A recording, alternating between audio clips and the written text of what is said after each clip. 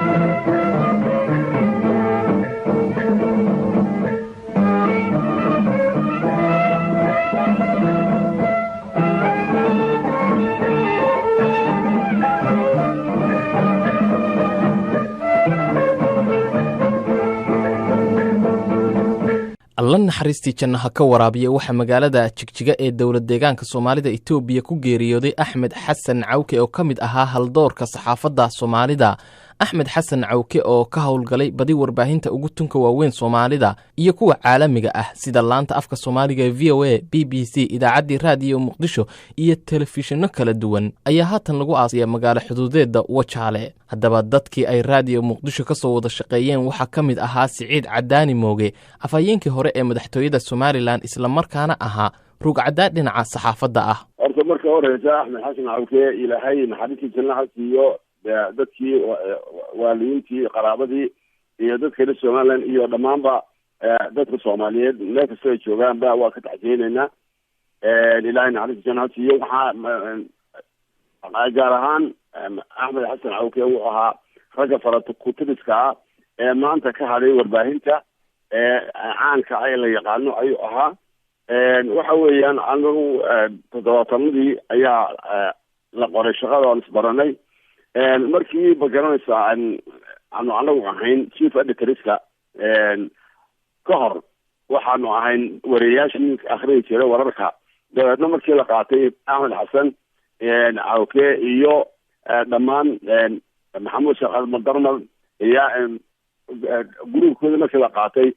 ayaa waxaa laga dhigay anaga editors iyagana waxaa laga dhigay waraaqayaal. marka wuxuu ahaa nin aad iyo aad loo jecel yahay weliba barnaamijyada uu mataqaana caanka ku ahaa barnaamijyadii madadaalada iyo maxaankuude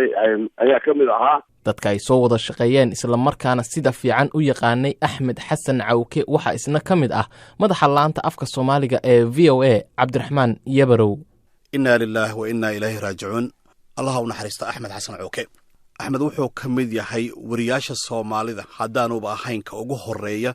ee loogu xasuus badan yahay. waxa aan anigu kulanay Radio Muqdisho aan ku kulanay bartamihii 70-yadii oo markaa aan ku biiray Radio Muqdisho isagoo markaa iga sii horeeyay oo laga yaqaan wadanka oo dhan qiyaastii 2 sano meelahaas iga sii horeeyay. axmed si aan caadi ahayn buu markiiba ii soo dhaweeyay. dhaqankiisana ay kamid ahayd inuu dhalinyarada iyo wariyaasha cusub uu si weyn u soo dhaweeyo isagoo aan ka caajisin isagoo iska weynayn. marka taariikhdayadu ilaa iyo waagaas ayay soo jirtay. hase ahaatee kadib haddana waxa aanu ka wada shaqeynay BBC-da malaha dadku haddana way wada xasuustaan 2008 waxa uu nooga yimid VOA oo ku soo biiray. intaasoo taariikh ayaan isla soo marnay. marka aanan isla jooginna marmar telefoonaan isku diri jirnay waan iska warhaynay. markii meel uu joogo aan booqdo ama isugu yimaadana kuwii saarka ayaanu ahayn. allah u naxariista Axmed Xasan Cawke waxa isku ka dambeysay bishii Oktoobar imika dhamaatay 5teedii qiyaastii ilaa iyo 42 maalmood ka hor baan qiyaasaya inay ahayd oo uu igu yimid hotelkii aan Hargeysa ka deganaa maraan shaqo u tagay Hargeysa. sidii caadiga ahayd nin faraxsan buu ahaa, nin sheeko badan buu ahaa, nin aan saaxiibada ka daalin buu ahaa. haddii uu kula fadhiyo daqiiqad iyo hadduu 2 saac kula fadhiyo sheekadiisa aad marnaba ka caajiseen. dadku aad bay dhinaca saxaafadda ugu xasuustaan laakiin bal adigu shakhsiyan Cawke ahaan maxaad si gaara ugu xasuusataa؟ طبعا inta afka Soomaaliga ku hadasha ee xasuusatay idaacadihii uu ka hadli jiray iyo TV-yaashii waxa mar walba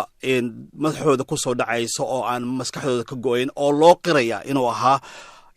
akhriyo wanaagsan oo cod aan caadi ahayn oo Ilaahay ku manaystay oo aad u weyn oo qiimo leh oo dadku ay markii ay maqlaanba hore ay ka garanayaan codkiisa geesinimo wuxuu lahaa xagga stuudiyaha waxa la yiraahdo dadka idaacadaha ka shaqeeya un baa yaqaane markii Axmed aad wax u dhiibto haddii uu idaacada wado haddii waxaas uu soo akhriyay haddii aanu soo akhrin isku mid bay u ahaayeen haddii 20 page yihiin iyo haddii 4 bog yihiin isku mid bay u ahaayeen ninka ka khalooda ma ahayn ninka ka cabsada ma ahayn nin geesinimada idaacadu ay ku weyn tahay buu ahaa waxaan xasuustaa VOA markii halkan noogu yimid tababaradii dhalinyarada qaarkood uu siiyay waxa kamid ahayd in iyadoo dhalinyarada qaarkood ay ka cabsanayeen waxa iyagu ay qoraan inay si live u akhriyaan inuu Axmed intuu ka qaado oran jiray ana akhrinaya oo uu isagoon hore u akhrinin xabaduna khaldi jirin oo Ilaahay uu ku manaystay akhriskaas iyo geesinimada idaacada uu lahaa xasuus fiicanna ay maskaxdeeda ku reebtay waan gartay dhinaca deeradan si raacsado kale radio Muqdisho kale xilliyadu joogay ama isku soo gaadheen xilliyada maxaa aad lagu xasuusan jiray maxaa dadku xiisan jireen radio Muqdisho anigu waxaan isla joognay waqti kooban markii aan ku soo biiray kadib 2-3 sano kadib waan ka tagay laakiin intii aan isla joognay wuxuu ahaa idaacada oo kale matalan ninka akhrinteeda oo loogu jecel yahay buu ahaa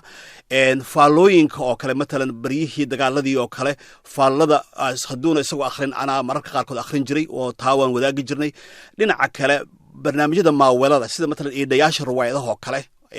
waxa uu caan ugu ahaa oo qabashadooda aad loo jeclaa ani isaguna waxaan wada qabanay dhowr eedhe oo markino riwaayado waaweyn sida matalan bad jacayl badana sida isku qabnaa mise waan qasana dumaystay aqalkayga arooska inankayga iyo kuwa kale oo markino aan labadeenu intaanu sameeynay aanu isla bilay oo runtii dadku ay aad u jeclaadeen marka dhinacaasna aad buu ugu wanaagsanaa oo ma ahayn wariye ku eg dhinaca barnaamijyada xasaasiga iyo seriouska ee wararka iyo faalada kaliya dhinaca maawaladana looguma tagi jirno wuxuu ahaa nin yaqaana sports haddii ahaan lahayd riwaayada hadday ahaan lahayd heesaha ka sheekoontooda iyo fanaaniinta nin aad loo jeceliyay buu ahaa oo Ilaahay ku manaystay dhinacaasna ugu dambeynna waxa aan jeclahay halkan inaan tacsi uga diro anigoo ku hadlaya magaca laanta afka Soomaaliga VOA shaqaalaheeda iyo asxaabtii tirada badneed ee ay saxaafadda ku wada jireen Axmed Xasan Cawke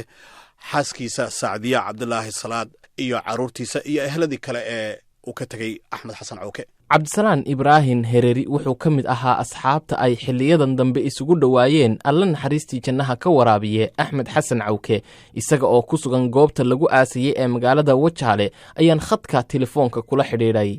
inna lillahi wa inna ilayhi raaji'uun qof kasta waqti buu leeyahay Axmed Xasan waqtigiisii baa yimid ilaahay la haba qaatay ilaahay naxariistii jannaha ka waraabiyo Axmed walaal adiga iyo dad Soomaaliya oo aad iyo aad u fara badan ba warin kuma seegana wuxuu ahaa wariye caana waxa uu ahaa shakhsiyad wanaagsan waxa uu ahaa nin runtii aad iyo aad ugu amaanan shaqada wariyenimada muddada dheer uu kusoo jiray sida aad la socoto Axmed muddo dheer oo ilaa 20 sanadood ku sugan baan wada shaqaynaynay marba meel aan wada joognayba Axmed xalay uu ku go'ay magaalada Jigjiga imikana askiisii baa lagu joognaa magaalada Wajaale ee xadka ku taala xanuun la sheego oo hayay walaal ma jirin laakiin xalay baa lagu soo booday saqdi dhexe saaka waa berigii uu Jigjiga ku go'ay Axmed walaal waxa uu ahaa shakhsiyad aad iyo aad u wanaagsan waan gartay waxa aniga saaxiib kaliya ma ahayna walaal buu ahaa marka xilliga uu dhashay wali ma kula wadaagay taariikhdiisa rasmiga ah ee uu dhashay Axmed wuxuu ii sheegay sidoo ku qiyaasiyay da'diisa inuu 17 ama 27 mid ahaa waxa uu ka baxay iskuulka Amuud markii horena cadaad leeyahay intermediate-kiisii ahaa shaqadii qaranka 17kii barbaru macallin ka noqday intaa ka dambeysayna wixii waxay ahayd ha ka qabanba marba meel uu joogay waxa uu ahaa nin aad iyo aad loogu yaqaano macruuf ugu ah shaqada uu hayay aad iyo aad loogu fiicnaa imse warbaahinood ayaad og tahay ama ka soo wada shaqaysan ama uu ka soo shaqeeyay Axmed 27kii buu bilaabay idaacadda radio Muqdisho muddo dheer buu ka shaqaynayay BBC-da laanta af soomaaliga sanadkii 1996 buu noogu yimid dabadeedna ilaa 2007 BBC aan wada joognay markaas aan ku beeray idaacadda VOA waanu iyadana muddo 9 bilood ku sugan la shaqeynay markii dambena telefishinka Universal iyo telefishinka kale oo kuwa Soomaalida ah ayuu iyagana la shaqeeyay markaa shaqadiisa warbaahintu intaas ku sinay dabcan in badan oo ka mid ah dadka ugu cadcad ama hogaamiye saxaafadda Soomaalida way is yaqaaneen ama way soo wada shaqeeyeen allaha u naxariistay Axmed Xasan Cawke dadka sida dhow ay isu yaqaaneen ama waqtiga badan ay soo wada shaqeeyeenna waxa ka mid ah saxafiga Maxamuud Sheekh Axmed Dalmar oo haatan ku sugan dalka Britain bismillaahir rahmaanir rahiim inna lillahi wa inna ilayhi raaji'uun ilaahay banu uga baryeynaa naxariis waasa ah Axmed Xasan Cawke intuu ka tagay iyo ummadda Soomaalida ee aad u dhadhamin jirtay codkiisa iyo tabintiisa bana ilaahay samariga mana ka siiyo Axmed Xasan Cawke waan isla koray marka la yiraahdo xagga iskuulada amuud baan isla ahayn shaqada mar baan wada galay nin aad iyo aad aanu ila ardaynimadii isnaqaano ayuu ahaa ilaa yani sanadkan aanu soo aragnay markii ugu dambeysay September markaa ka imanay Hargeysa sanadkan ku soo arkay yani waa nin xagga cid wax tabisa iyo cod dad wax lagu gaarsiiyo tabiye marka la eego waayadan ciidan isla way la mid ahayd ma jirto waan gartay waxaad ka wada bilowdeen shaqada radio Muqdisho xilli ma ahayd xilliga shaqada bilowdeen waqtiyada iskuuladana ka soo baxnay bay ahayd rag dowraho waqtiga loo qaatay idaacadda radio Muqdisho July 1973 ay ahayd markii dambe Axmed xaguu uga gudbay xagee ku kala baydheen idinku طبعا anigu 82 baan ka soo goostay Muqdisho iyo Soomaaliya aakhirkii sanadkan waxaan imi BBC-da 82 muddo markaa isagu xamar ku harsana ayaa jirtay markii dambe xukuumaddii Soomaalidu ay burburtayna dadkii bariga Afrika u qaxay buu ahaa 96 buu haddana markaa aan isugu nimi London isagoo markaa yani si buuxda uga shaqeynaya BBC-da waan gartay afhayeenka madaxweynaha Soomaaliya waqtiyada kamida xilka muu soo qabtay way jirtay waqtiyada anigu aan ka imi aan London joogay ayaa aan ku maqlay ilaa markaa ugu dambeysay xukuumaddii Soomaaliya Siyaad Barre ay burbureysana jagada waahay sidoo kalena dadka ay yaqaaneen soona wada shaqeeyeen Axmed Xasan Cawke isna waxa kamid ah wariye Maxamed Axmed Cagmadhige oo isna ku sugan magaalada London Axmed Xasan Cawke Allah u naxariisto 1973 buu shaqada bilaabay aniguna 1980 intaanan bilaabin waxa uu kamid ahaa wariyaasha aan u arko inay yihiin ragga dariiqa uu marayo xagga warbaahinta mari kara taasna way suurto gashay shaqada markaan bilaabana waxaan kamid noqonay oo asaguna hore uu ahaa ragga wararka ay isla akhriyaan ragga ciyaaraha isla soo tabiyaan marka garoomada laga tabinayo ciyaaraha Afrikanka ama kuwa Carabta ama kuwa gobolada markan dambe dagaaladu dhacaana BBC-da uu joogay iyada lafteeda xiriir fiican baan lahayn BBC-da kadib hadda waa VOA tagay kadibna Universal oo aan joogay ayuu ka shaqeeyay Axmed marka nin waxa uu ahaa zaciima oo ummaddu ay aad u jeceshahay meel kastoo ay joogtaba waan gartay nin magac ku lahaa warbaahinta dalka Soomaaliya oo qof kasta oo magaciisa maqla oo markiiba dareen uu galaya in nin culus oo meesha ku jiro intan dambe oo Hargeysa joogana xiriir waanu lahayn geeridu markiina soo gaartay Allah u naxariistee 6 iyo barkii Afrikada bari markuu jigjiga ku dhintana dadkii ugu horeeyay oo loo sheegay halkana aan ka sii daynay warar marka niyow waxaan ku sheegi karayaa Axmed Allah u naxariisto nin ummadiisu ay jeceshahay nin warbaahinta magac ku leh alla naxariistii jannaha ka waraabiye Axmed Xasan Cawke wuxuu ifka kaga tegay xaaskiisa Sacdiye Cabdullaahi Salaad iyo 6 caruur ah oo ku sugan dalka Britain wa ayyam ba ayyan ni akhir saban min anu lahan dablu gayla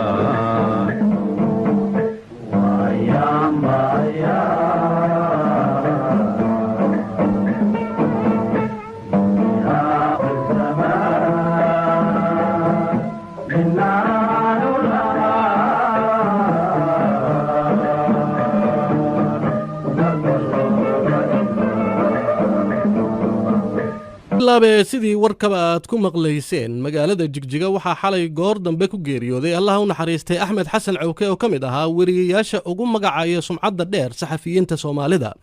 Cawke oo da' 70aad ku jiray waxa geeridiisa xaqiijisay walaashiis Canab Xasan oo intaa ku dartay in xanuun muddo yar hayay kadib uu marxuum ku xijaabtay. Wararkan ugu talagalnay geerida iyo aaska Cawke waxaan ku bilaabaynaa qayb kooban oo kamid ah warbixin uu ka diyaariyay magaaladii uu xalay ku geeriyooday ee Jigjiga. juqraafi ahaan waxay ku taallaa Jigjigi dhinaca bari ee sagaalka deegaan ee isku tagooda ama midowgooda la isku yiraahdo Itoobiyada maanta waana magaalo madaxda deegaanka Soomaalida ee dalka Itoobiya waxa ku hareeraysan buura dhagaxaana marka laga reebo dhanka waqooyi oo banaana inta ishaadu ay qabato waxay aadi sabab u jirtaa magaalada Jigjiga 610 kiiloomitir oo dhinaca galbeed ay uga jirto dhinaca barina waxay xuduudda Soomaaliland magaalada وجعل أوجرتها 60 كيلومتر أما با 730 ميل isla wararka ku saabsan geerida Axmed Xasan Cawke Allah u naxariistay ayaanu ku jirnay xukuumadda Soomaaliland ayaa waxa ay qaban qaabisay in si heer qaran loogu aaso Cawke magaalada Togwajaale waxaana qaban qaabada aaskiisu ay iminka ka soconaysaa magaaladaas oo ah halkii uu ku dhashay waalidiinta marxuumkana ay ku aasan yihiin wariyaha BBC-da Axmed Saciid Cige oo isaga qudhiisu ka qayb galaya aaska Cawke ayaa goor dhaweyd iiga waramay geerida iyo aaska Allah u naxariistay Axmed Xasan Cawke. إنا لله وإنا إليه راجعون فرح إن إلهي ونحرسته وريه وإنا أحمد حسن عوكي وحال جورد بكل بنتي مقالة تكتيكا مقالة مدحدة دولة دقاقة الصومالية إثيوبيا هاتن أو أنشوغو واتشالي أي لبو آسيا مقالة واتشالي ومقالة دي وكل شيء بين عانك وكاها أولا يرادو لبا أبي حسن عوكا إن أساسي مقالة داسي مركا كمانان دادا أي هاتن شوغا أو دين عول بكيني قارهان دين عن صومالي لان آدي آداد فربدريكي yimaadeen dhinaca Itoobiya waxaana la sheegayaa inay ka soo qayb galayaan madax sare oo ka tirsan dowladda deegaanka Soomaalida Itoobiya oo hogaaminaya madaxweynuhu in Cabdi Maxamed waxa kale oo dhinacan Soomaaliland iyagoo ka qayb galaya in madax sare oo hogaaminaya madaxweynaha Soomaaliland in Cabdiraxmaan Cabdilaahi Ismaaciil Saylici suxufiyiin fara badan baa joogo aad uga soo qayb galay oo raggaas ka garanaysa raggii BBC ka soo wada shaqeeyeen Saciid Cali Muuse Yoonis Cali Nuur Ducaale in Cabdisalaam Ibrahim Hereri oo subaxii horeba isagu sii tagay meesha aad ay isugu dhawaayeen ninka isugu dhawaayeen oo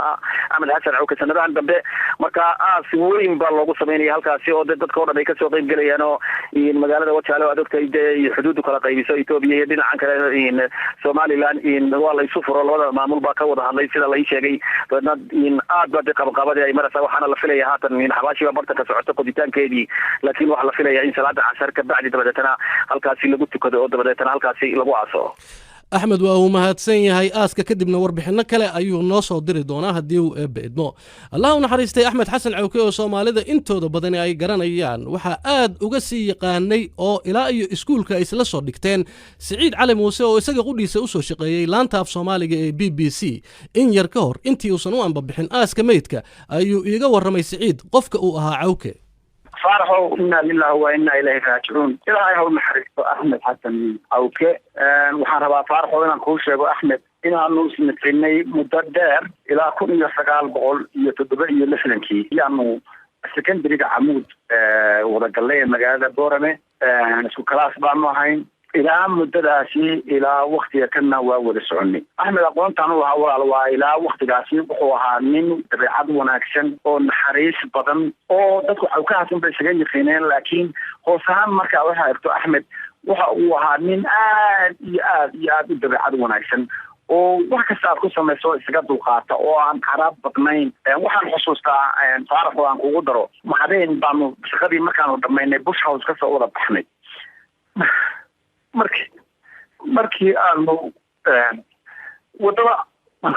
markii aanu wadada usoo baxday buu yiri baanu aragnay dad fara badan oo soo rawaxay oo nadaafaya oo iyo qaar xaggan u soconaba noola jaan qaadayo aad u fara badan waqtiga waxa hadana way ahayd markaasuu yiri ciido waxaa dad ina daafaya halka maraya labada nin oo madmadowbay inoo garanayaan cid allaale cid aanu nahay inama garanayaan oo ma aha dad ina fahmaya waxa aanu nahay iyo sida dalkeena iyo ummadeena iyo meesha Soomaali joogtaba la inoo ka yaqaano marka wuxuu yiri haddii midna wadankeena tagi lahayn meel kasta aanu joogno sida uma lugayneen dadkuna sida ay nooma dhaafeen waxyaabaha aan ku xusuusto oo aan Axmed runtii aad iyo aad ugu xusuusto bay kamid tahay marka Faarax waxaan rabaa halkan inaan ka tacsiyeeyo xaaskiisii Sacdiye Cabdullaahi Salaad iyo carruurtiisii Ilaahay ha u naxariisto samir iyo imaan dhammaanteen baa Ilaahay naga siiyo آمين سعيد علي موسى أيها ويقول رمي أقونتي وقولها الله ونحرسته أحمد حسن عوكي دتك فيسبوك نقول سوي حريري أرنتن رأي وذا كدي بني أنا وحا كم إذا محمد عانق قالوا له جيرد عوكي ومد عجها دول كان نوجا قاضي وحنا هل يدا عد نمو يدول دقسله ومدنا يقص منتهي الله نحرستي جنوها وجود دقو سمير حاج عبد القادر وكان بلد جوكتنا وحا لا هذا هاي تعسي يندر يا دمان أهلكي أنت أفصومالي كو هذا الشيء وكبحي عوكي نحرستي جننا الله كورابي قبرنا الله واسعيه آمين مددي هدبا الله u naxariistay cawka ku jiray shaqada saxaafadda waxa uu noqday madaxii arrimaha warfaafinta u qaabilsanaa xafiiskii madaxweynaha Soomaaliya Maxamed Siyaad Barre iyo sidoo kale wariyihii gaarka ahaa ee madaxweynaha madaxweynaha dalka jamhuuriyadda dimuqraadiga ee Soomaaliya Jaale Maxamed Siyaad Barre waxa uu shalay galabnimadii si rasmi ah u soo gabagabeeyay aqoonsidaarsigii maalmahanba u socday culimaa u diinka Soomaaliyeed oo ka kala socday dhammaan gobolada iyo degmooyinka waddanka Soomaaliya uu ka kooban yahay عوكا كور هدبا وحا حفيزكاس اسنا مدح كسو نقضي عبد حاجي قوبدون او سيدو كلنا اي احمد حسن عوكا كسو ودا شقيين راديو مقدشو قوبدون وحا قور دويدو ايغا ورمي اقونتي اولها الله نحريستي احمد حسن عوكا الله نحريستو إنا لله وإنا إليه راجعون عوكا waxaa laga soo qoray Hargeysa waxa jira nidaam sharci oo wasaaradaha dawladda markaas jirtay ay u dejiso ahayd markii shaqaale la qorayo in laga qoro waqooyi iyo koonfur marka hadii wasaaraddu qaadanaysa 6 qof 10 qof 5 waqooyiga laga soo qori jiray 5 waxa laga qori jiray koonfurta wuxuu kamid ahaa dhalinyarada marka laga soo qoro halkaas oo kamid ayeen Idris Xasan Diiri Idris Cigaal Yunus Ali Nuur mahaytooda Sheekh Maxamuud Dalmar dhamaantoodna intii nool waa salaam intii dhawatan Allah naxariisto Axmed wuxuu ahaa nin very active nin shaqadiisa aad iyo aad ugu fiican buu ahaa waliba wuxuu si gaar ah u tilmaamaa good newscaster waa warka sheegidiisa yani nin aad ugu fiican oo warka kala dhigdhiga marka dabeecad fiican uu lahaa oo dadka maartay shaqaalaha iyo madaxda uu kula dhaqmo adiga ka goob doon ahaan maadaama isla soo shaqayseen maxaa ku xasuusan kartaa mid iyo laba haddaan nooga sheegto waxaan ku xasuusan karaa howlihii loo diray anigoo markaan agaasimo guud aan wasaaradda warfaafinta ka ahaa marka aniga waxaana dawladda Maxamed Siyaad Barre waxa iga bedelay aniga Yaasiin Xaaji Ismaaciil Allah u naxariistay jildo Yaasiin waxa bedelay Cawke oo wuxuu noqday maxaatooda wariyaha madaxweynaha waxaad arkaysaa yani darajada uu gaaray inuu ku gaaray discipline iyo maxaatooda anshax wanaagsan iyo shaqada sidoo ugu dadaalayay waxaan si gaar ah u xasuustaa wixii howl loo diro wuxuu ahaa nin soo dhameystira oo ekeeyo sidii la rabay oo ekeeyo ayuu ahaa waxaan kaloo ku xasuustaa nin wuxuu ahaa aad iyo aad u furfuran oo dowladda yani aad u faraxsan mar walbaba oo aan dadka carada badan aan ahayn ama maxaaytood carada ku degdega waxaana qiimay inuu ahaa nin aad iyo aad u degan oo maxaaytood shaqadiisana ku firfircoon dadkana aad u ixtiraamo عبد حاجي قوبدون أيها وإيجا ورمي أقونتي وقولها ينلشي أحمد حسن عوكي إنا لله وإنا إليه راجعون صاحب كان الله ونحريسته جنادي الله كورابيو أحمد حسن عوكي وحوها هدي يقف عاني هي من عانة أنا وحن كوضا شغالين راديو مقدشو iyo telefishinkii qaranka ee Soomaaliya caanimadiisa aan warfaafinta ku soo beerin ayaan aqaanay codkiisa ayaan aqaanay oo jeclaa markii dambana shaqadan isugu nimid idaacadda kadibna telefishinka laba waxyaabood ayaa Axmed lagu yaqaanay farxad badan iyo kaftan badan nin ballaaran markaan ku leeyahay af Soomaaliga meel kastoo looga hadlo fahma maadaama cid walba uu galaangal u leeyahay oo la sheekaysanayo oo la hadlayo yani shanta deegaan ee Soomaaliya ay u qaybsan tahay inteeda badan yani mid walba kaftankeeda iyo sheekadeeda iyo haasaawaheeda ayuu kaaga sheekaynayaa waa qof aan marna niyad xumo iyo maaragtay caro midna aan lagu arkaynin ku kalsoon inuu Soomaali yahay oo muslim yahay shaqadiisa jecel oo sida ay tahay inuu u qabto jecel marka Axmed wuxuu ahaa nin aad iyo aad u wanaagsan. dadkana dhegaysanaya waxaa laga yaabaa inay isweydiiyaan axmed muxuu sidaan weyn caan ugu noqday maadaama ay jireen saxufiyiin badan oo jiilkiisa jiray oo warbaahinta soomaalida ka shaqaynayay. runtii way jireen dad badan oo caan ah oo weliba loodkiisii ama jiilkiisii saa sheegto u badnaa, laakiin axmed anigu laba siyaabood aan dhihi karaa. waa mid codkiisa oo aad loo jeclaa ayuu caan ku noqday, marka dadka idaacad ahaan ka maqala ama markii dambe ay u suurto gashay telefishinka inay ka arkaan codkaas wanaagsan iyo waxtabintaas ayay ku jeclaayeen oo caan uu ku noqday. runtii idaacadda isagoo caan ku ahaa ayuu telefishinkiina yimid. cawke intaad raacdo 4 tallaabo ma qaadaysaan, baaburka u soo horreeya soo mara istaagaya, xaggeen idin geeyaa buu leeyahy. marka qof sidaas caan u noqday ayuu ahaa.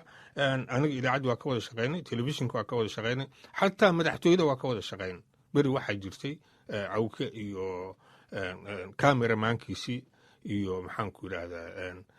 darawalkii iyo shil intay ku galeen baabuurkii ay ku shaqaynayeen ayaa dhaawacyo soo gaareen. muddadaas anigaa la ii magacaabay